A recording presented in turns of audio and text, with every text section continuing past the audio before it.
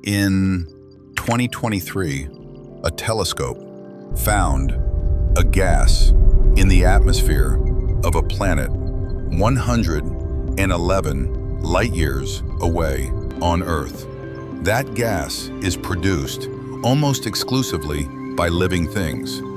Scientists have been very careful about what they say next, but they have not been able to explain it any other way. I'm Michael, a space researcher. Here is what was actually detected, what it means, and why scientists are being so cautious about the most significant potential discovery in human history. K2-18b is a planet about 2.6 times the size of Earth. It orbits in the habitable zone of its star, the region where temperatures could allow liquid water on a surface.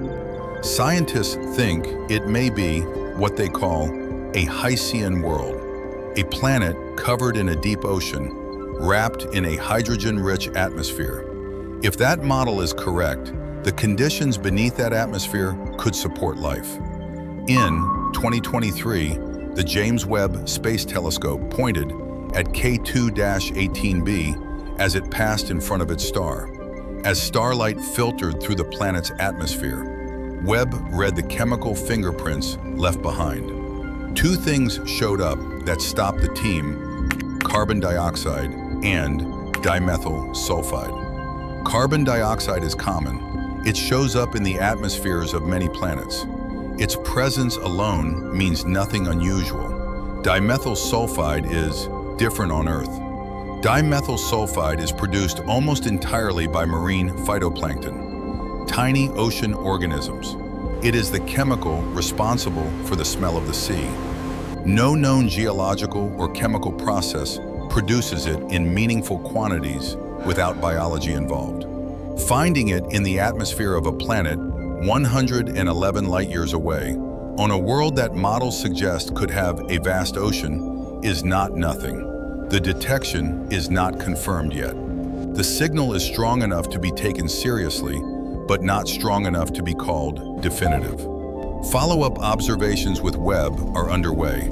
Results are expected through 2026. The team that made the discovery published in a peer-reviewed journal.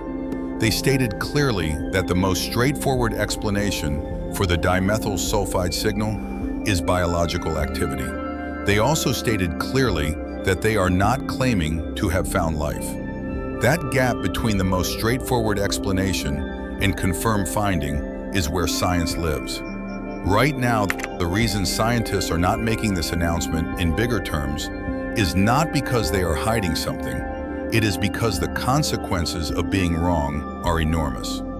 If you announce you have found life on another planet and it turns out to be an instrument error or a misidentified chemical, the damage to scientific credibility is severe and lasting. This is why the standard for a claim this significant has to be extremely high. There are also alternative explanations being explored. Some researchers have proposed that unknown photochemical processes, reactions, driven by the star's radiation, could theoretically produce dimethyl sulfide without biology.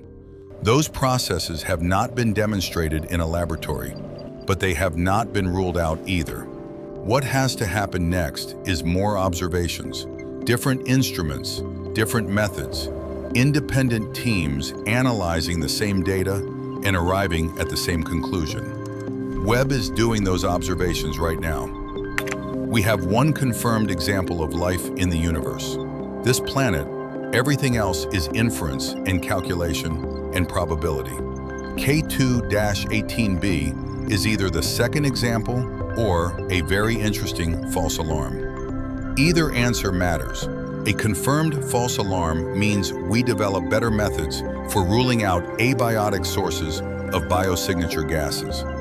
A confirmed detection means the sample size of life in the universe just doubled, and the implications of that are almost impossible to overstate.